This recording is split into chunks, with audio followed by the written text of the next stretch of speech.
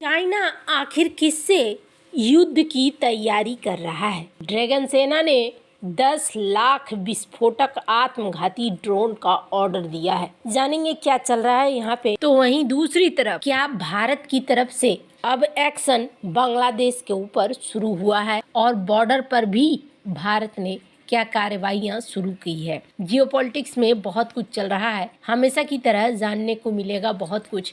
आइए जानते हैं इन खबरों को विस्तार से। चीन की सरकार ने सेना पीएलए के लिए 10 लाख आत्मघाती ड्रोन खरीदने का ऑर्डर दिया है। चीनी सेना को इन ड्रोन की सप्लाई साल 2026 तक हो जाएगी। चीनी सेना के इस महा ऑर्डर की दुनिया भर में चर्चा हो रही है। आत्मघाती ड्रोन विमानों ने आर्मेनिया, अजरबैजान से लेकर यूक्रेन युद्ध तक में अपनी ताकत का लोहा मनवाया है। दुनिया ने पहली बार नगोर्नो काराबाख की लड़ाई में कामिकाजी ड्रोन युद्ध को देखा था, जिसमें अजरबैजान को जीत मिली थी। अब चीन ने भी इसके लिए कमर कस ली है। इस ऑर्डर से साफ हो गया है कि चीन अब आधुनिक युद्ध में इसका जमकर इस्तेमाल करने जा रहा है। एक तरफ जहां चीन बड़े पैमाने पर युद्धक तैयारी में जुटा हुआ है, वहीं भारत अभी संख्या और टेक्नोलॉजी के मामले में बहुत पीछे है। विशेषज्ञों का कहना है कि यूक्रेन युद्ध से साफ हो गया है कि आने वाले समय में आत्मघाती हमलावर ड्रोन जंग में बड़ी भूमिका निभाएंगे। भारत के पास पहले से ही हारूप ड्रोन है, जिसे उसने आयात किया है और इसके लिए काफी पैसा देना पड़ा है। उन्होंने कहा कि जिस पैमाने पर अब ड्रोन युद्ध लड़े जा रहे हैं,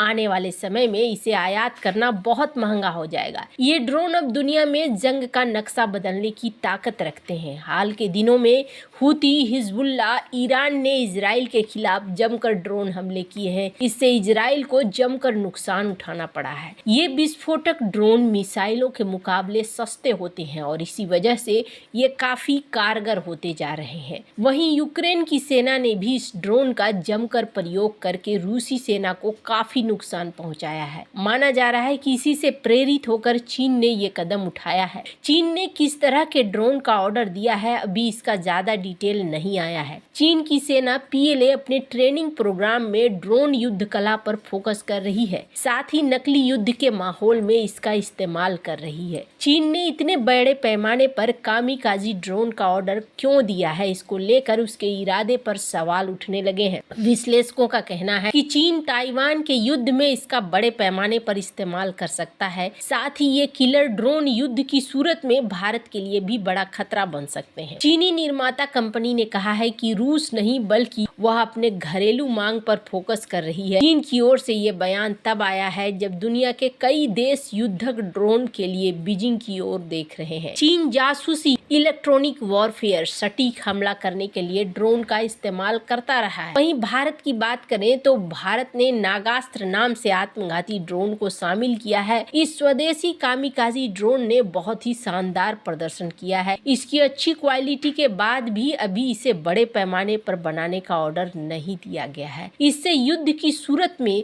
भारत ज्यादा प्रभावी भूमिका नहीं निभा पाएगा। भारत का कामिकाजी ड्रोन काफी सस्ता है, ऐसे में भारत को भी अब धीरे धीरे आगे बढ़ना चाहिए। वैसे आपको बता दूं, सिर्फ चाइना ही नहीं, ड्रोन के मामले में तुर्की भी बहुत तेजी से आगे बढ़ रहा है और ऐसे में तुर्की भी आने वाले समय में भारत के लिए एक बड़ी समस्या बन सकता है, खास करके तब जब तुर्की इन ड्रोनों को पाकिस्तान को देना शुरू करे। और जहां तक बात तुर्की की है, तो तुर्की ऐसा करेगा, इसलिए ऐसा करेगा क्योंकि भारत के लिए ये सबसे बड़ी समस्या है। स्क्रीन पर एक आर्टिकल देख सकते हैं। ड्रोन के मामले में तुर्की सुपर पावर बनता जा रहा है और ये जो सुपर पावर बनता जा रहा है, ग्लोबल प्लेयर भी बनता जा रहा है। इसकी निशानी हमने देखी कि किस तरीके से बांग्लादेश के बॉर्डर पर इस वक्त तुर्की के ड्रोन लहरा रहे हैं। तो ये भारत को समझने की ज़रूरत है कि कल की डेट में भारत को यहीं पर समस्या हो सकती है। हालांकि भारत को इस मामले में एक ज़बरदस्त साथी है और वो है इजराइल। इजराइल का हर्मिस ड्रोन, हर्मिस 900 भारत के अंदर ही बन रहा है, जिसको हाल में भारत ने सप्लाई भी कथित तौर पर इजराइल को युद्ध के समय में किया था। ऐसे में माना जा रहा है कि ये जो ड्रोन है ये, और इसको लेकर अगर भारत कोई रणनीति बनाता है तो आने वाले दिनों में ये रणनीति भारत को काफी कामगर सिद्ध होगी। खैर, भारत को अब इधर भी ध्यान देने की जरूरत है। और जहाँ तक बात है UCAV के लिए, तो अभी तो भारत को घातक जैसा UCAV का इंजन भी मिल चुका है। तो ऐसे में भारत इस दिशा में जितनी तेजी से, जितनी रफ्तार से बढ़े उतना ही बेहतर होगा। खैर, जहाँ एक तरफ ये सारी चीजें चल रही है, वहीं बात बांग्लादेश की करें तो बांग्लादेश भारत के लिए एक बड़ा समस्या बनता जा रहा है और बांग्लादेश का बॉर्डर भी एक समस्या बन रहा है। स्क्रीन पर एक आर्टिकल देख सकते हैं जिसमें कहा जा रहा है कि भारत के तरफ से जो सुरक्षा बल है अब ये बांग्लादेश बॉर्डर पर कड़ी निगरानी कर रहे हैं, टेक्नोलॉजी की भी सहायता ले रहे हैं। जिन जगहों पर बाढ़ नहीं है उन जगहों पर ये कैमरा का इस्तेमाल कर रहे हैं, सर्विलांस का इस्तेमाल कर रहे हैं और लाइट्स का इस्तेमाल कर रहे हैं ताकि चीजों को कंट्रोल में रखा जा सके।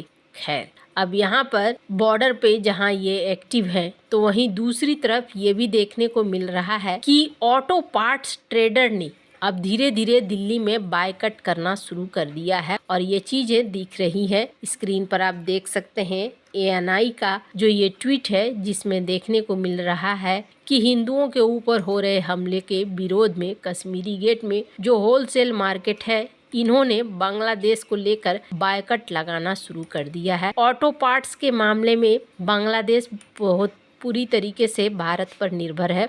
अब ये कोशिश करेंगे कि ये अब ये पाकिस्तान से ले। हालांकि ये जो चीज़ें हैं ये चीज़ें लंबे स्तर पर बांग्लादेश की समस्या को और खराब ही करने वाली है। ऐसा इसलिए भी कहा जा रहा है, स्क्रीन पर आप देख सकते हैं एक तरफ से बांग्लादेश के ऊपर म्यांमार का संकट और एक तरफ से भारत का संकट, जिसकी वजह से यहाँ फूड क्राइसिस धीरे धीरे बढ़ रहा है। स्क्रीन पर आप देख सकते हैं इस आर्टिकल को। ऊपर से बड़ी संख्या में रोहिंग्या मुस्लिम यहाँ पर पहुँच रहे हैं जिसकी वजह से भी फूड क्राइसिस को लेकर और भी हालात यहाँ पर खराब होते हुए दिख रहे हैं। अभी 50,000 टन इन्होंने भारत से चावल मांगा है। इस तरीके की चीजें और भी आने वाले दिनों में देखने को मिलेंगी। स्क्रीन पर एक आर्टिकल देख सकते हैं जिसमें कहा जा रहा है कि ये जो कमिंग वीक हैं इन सप्ताह में फूड क्राइसिस और ज़्यादा देखने को मिल रहा है।